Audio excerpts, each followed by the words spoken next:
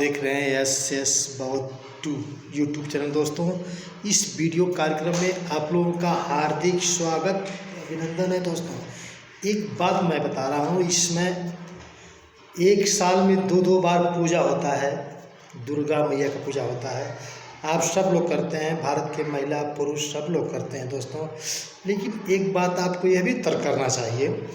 मेरे कहने का मतलब है कि आपको तर्क करना चाहिए, सोचना चाहिए, विचारना का चाहिए।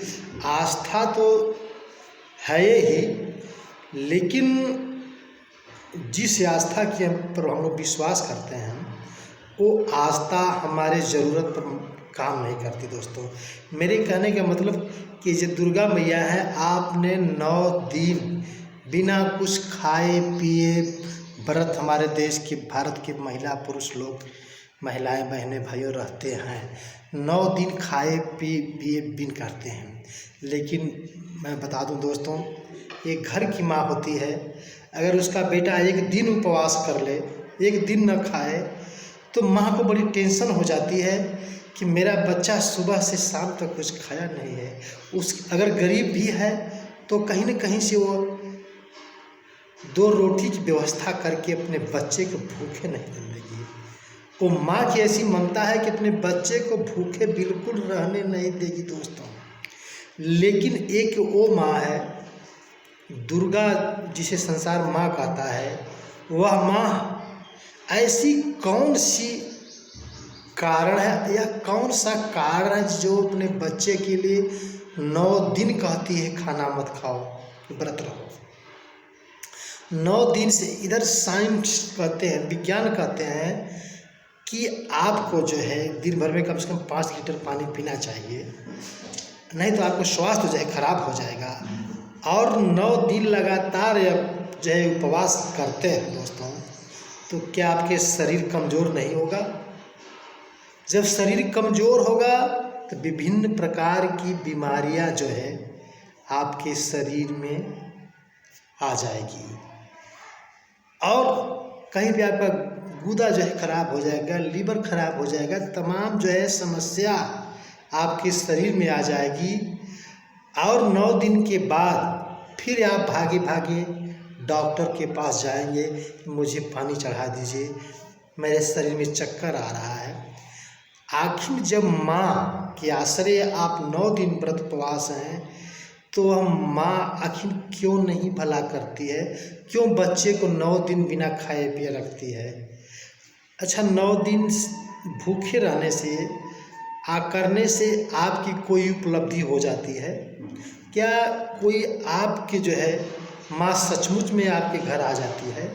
कभी माँ को आपने जिंदा में देखा है?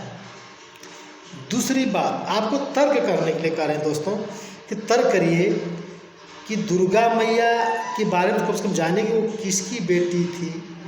शादी हुई, जो सिंदूर पहनती हैं, सिंदूर आप लोग लगाती हैं कि दुर्गा मैया की जो है पूजा कर रहे हैं, सिंदूर लगाती हैं, तो उनके पिता का नाम आपको पता है?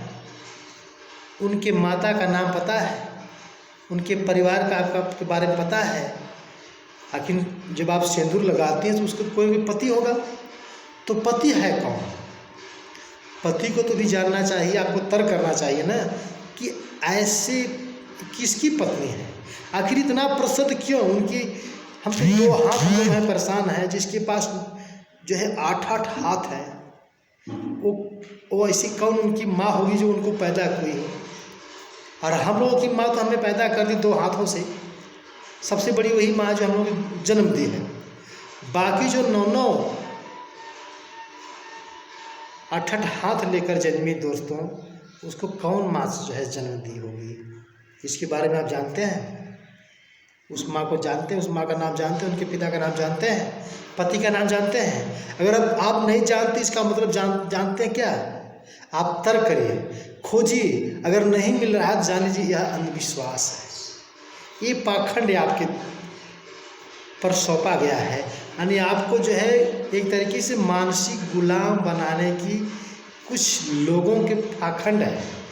बाकी तो आप जो फल फूल चढ़ाती हैं वो तो चढ़ा देती हैं, वो तो दूसरा कोई खा करके मस्त मौला बना हुआ है, लाल लाल हो गया है और आप दिन 9-10 दिन बोतल चढ़वा रही हैं और 10 दिन में खा करके माला माल हो जा रहे हैं, लाल लाल हो जा रहे हैं। कम से कम तर्क तो किया करिए। आप लोग पढ़े लिखे महिला पुरुष भाई लोग हैं, आपको तर्क करना चाहिए आखिर क्या है शक्ति उसमें।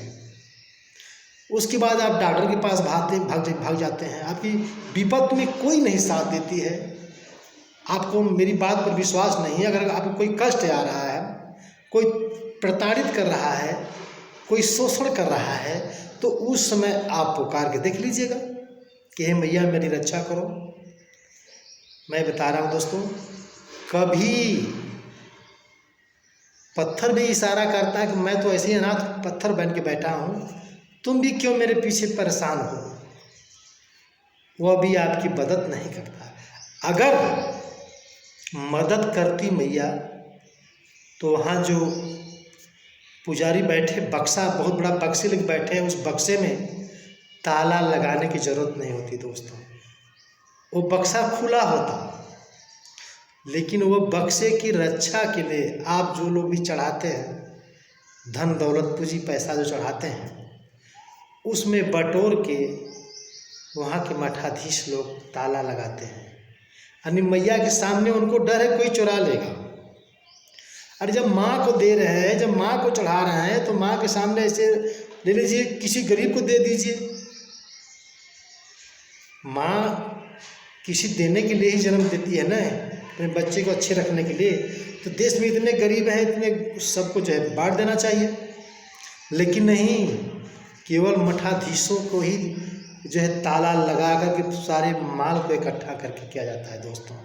उनका धंधा है, उनका बिजनेस है। वो लोग जानते हैं अगर धंधा और बिजनेस नहीं होता, फूल भी पैसे से मिलता है आपको, नारियल भी पैसा से मिलता है, और चुनरी भी पैसा, इलायची तक जितने भी अगरबत्ती धूप जो भी मालाएं आप लेते हैं सब पैसे से मिलता है। और भी मैया के चढ़ाने के लिए सब लोग जब बिजनेस ही खोल के वहाँ बैठे हैं, और माँ वो लोग जानते हैं माँ कुछ बोलने वाली नहीं है, कुछ कहने वाली नहीं है, इसलिए उनका ये धंधा बन चुका है दोस्तों। यही सच्चाई है, उसका धंधा बन चुका है। आप भी माला फूल बेच सकते हैं, माँ थोड़ी मना करेंगी। अब क्यों बेच रहे हैं? इसका मतलब किसी एक विशेष को ही वो जो है बक्से में वो जा रहा है, किसी गरीब के कार्य में वो बिल्कुल नहीं है। माँ भी नहीं कुछ कर पाएंगे, क्योंकि भाई माँ बोलती नहीं। ये जानते हैं मठाधीश लोग कि माँ तो कुछ बोलेंगी नहीं, कुछ करने वाली नहीं है, तो सब कुछ तो मेरा ही है ना। तो ये क्या है? ये आपकी आस्था है क्या? ये मतलब अंधविश्वास है? आप तर्क करके देखिए। अगर माँ को दे, जैसे आपको माँ की श्रद्धा है कि मैं माँ को दूंगा, तो माँ को पुकारिए। अगर माँ आ जाती है तो माँ को हाथ में दे दीजिए। मैं 100% कह रहा हूँ दोस्तों, कभी माँ हाथ पार कर नहीं लेगी, क्योंकि वो जब उनको आप भगवान मानते हैं तो वो देने का काम करेंगी, लेने का काम कोई दूसरा वहाँ बैठा कर रहा है। माँ के नाम पर आपसे लेना और ठगना ये उनका धंधा है दोस्तों। आप कहेंगे आहत कर रहे हैं, आप सोच कर देखिए, तर्क करके विचार करिए कि जब आपसे आप माँ तो आपके अंदर है, माँ ना, शक्ति तो आपके अंदर है, लेकिन आप फिर भी पढ़े लिखे लोग इतने विद्वान होकर के जानते हैं कि पत्थर में भगवान नहीं मिलता है, उसके बाद भी आपकी आस्था है। जब कोई मारता है, पड़ताल करता है, तो संविधान के पीछे भागने लगते हैं कि बचाओ, पुलिस बचाओ, तो संविधान आपका रक्षा करता है। उसमें आपकी आस्था समाप्त हो जाती है, उसमें आपको कोई देवी देवता कोई नहीं याद आता है, कहाँ चले जाते हैं? इस पे तर्क करिए। फालतू पैसे में आपकी आस्था खराब हो जाती है। वो पैसे बचा के अपने बच्चों को पढ़ाई में तो लगाइए, कम से कम अच्छे से पढ़ा लिखा के अच्छा विद्वान बनाइए ना। वहाँ आस्था से बिल्कुल काम नहीं चलेगा दोस्तों।